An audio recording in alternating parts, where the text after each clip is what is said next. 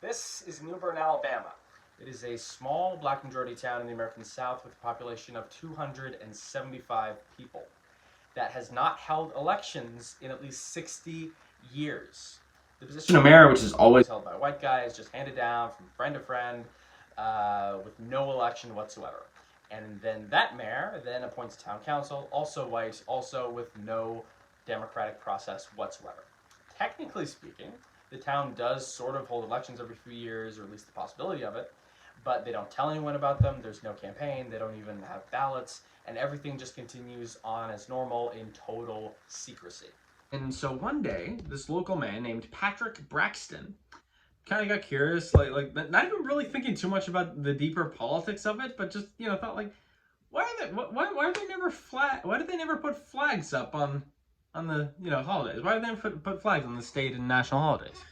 And so he just went and he bought himself 75 flags, and on holidays started just going around town hanging them up, being a little festive.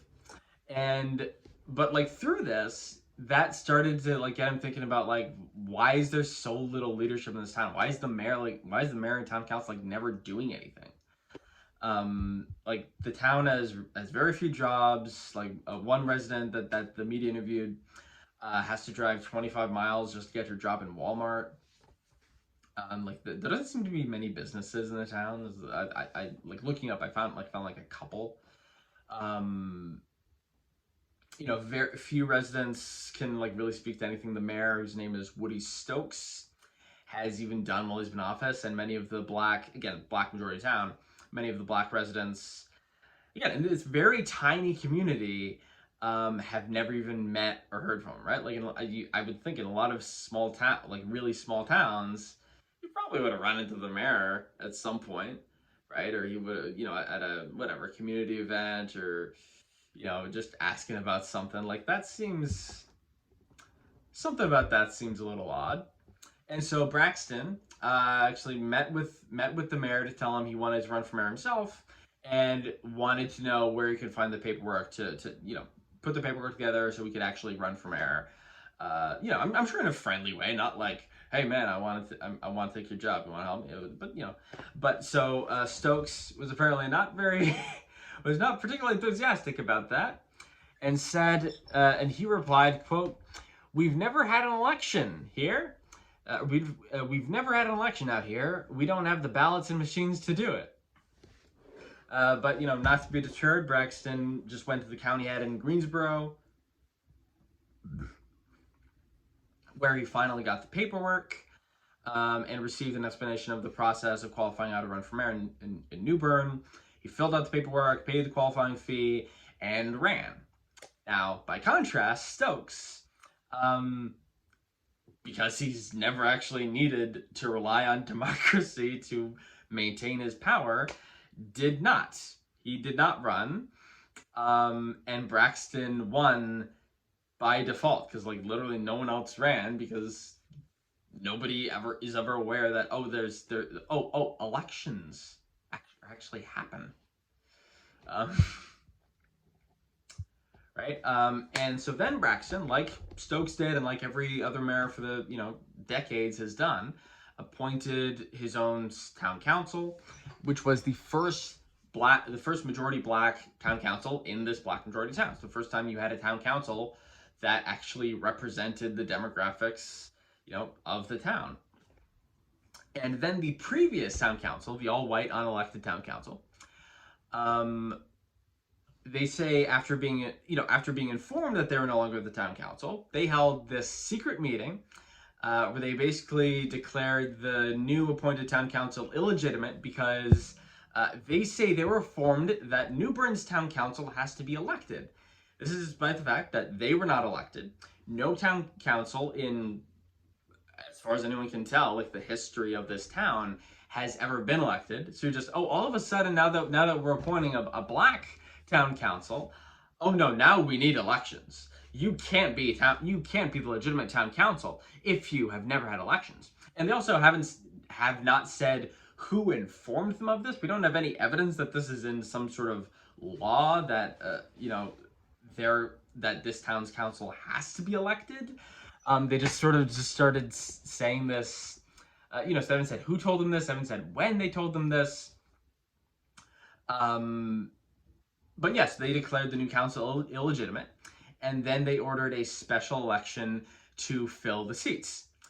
They did not tell anyone that they were holding this special election, and so when nobody else ran, they won by default, just like Braxton did.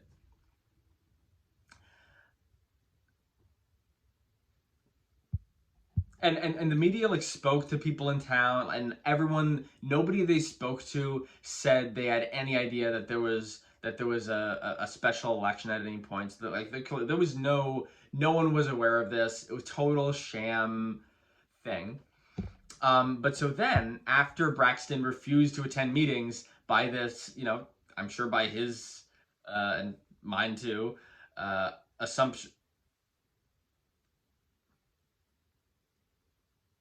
And then after Braxton, refused to attend meetings uh, held by this council, I'm sure, like me, having the perception that, well, you're not the legitimate town council. The guys I appointed are, so I'm not going to legitimize you by overseeing your meetings. They claimed that he had, quote, lost the mayorship by order of the law, and then they literally just reappointed Stokes. They held this secret election to make themselves the new council. Then they appoint the old white mayor. So just subverting this democracy under the pretense of democracy to to avoid actually being run by black, to keep this black majority town from actually being run by black people.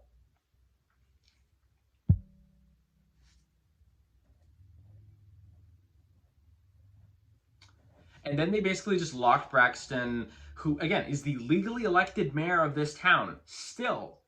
Locked him out of town hall, and he's basically been unable to exercise any of his duties as mayor ever since. Like, he's now technically 3 years into his term, and he's now actually launching this federal civil rights lawsuit alleging that ever since his election, there's been this illegal conspiracy by the town council in Stokes to prevent him from governing the town, violating federal law and the U.S. Constitution's Equal Protection Clause.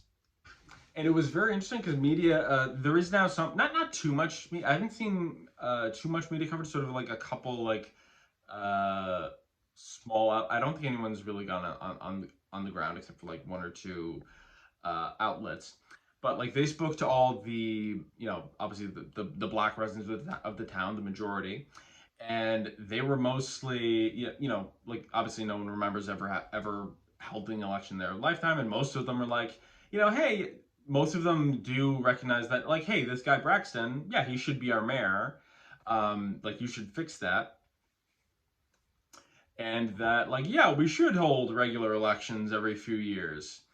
But, like, very interestingly, when they could barely find any white residents in the town who were willing to speak with them on the record. And the few that they did, for instance, the owner of one of the few businesses in town, when they asked, who do you consider the mayor? This appointed, guy Stokes, the white guy, or Braxton, the technically elected guy, he said he wanted to remain neutral on the issue. And when they found this sort of group of white people in this like plantation style house, one person did sort of react like, who's the mayor of this town? So that's a great question. Then basically said nothing else. And when they asked for, okay, what is your position? What is your take on the whole issues? Would you like to talk? And people said absolutely not. So that's it's this total like the idea of this happening today. I mean, this might be others, and there's a lot of like really small towns in rural America. I'm sure a lot of rural places where you have very little accountability for political leadership.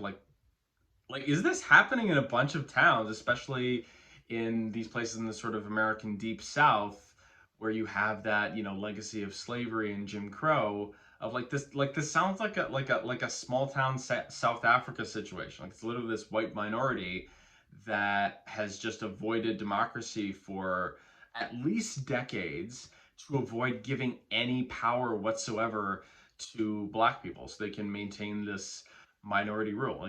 No one really has any idea of what's actually going on in that town council, what they're doing. My impression is, like, based on what I've heard about this town, is they're basically like just not really doing anything, just probably just sort of coasting along so they can, get some get some easy money and not have to be subject to, a proper, democratic authority.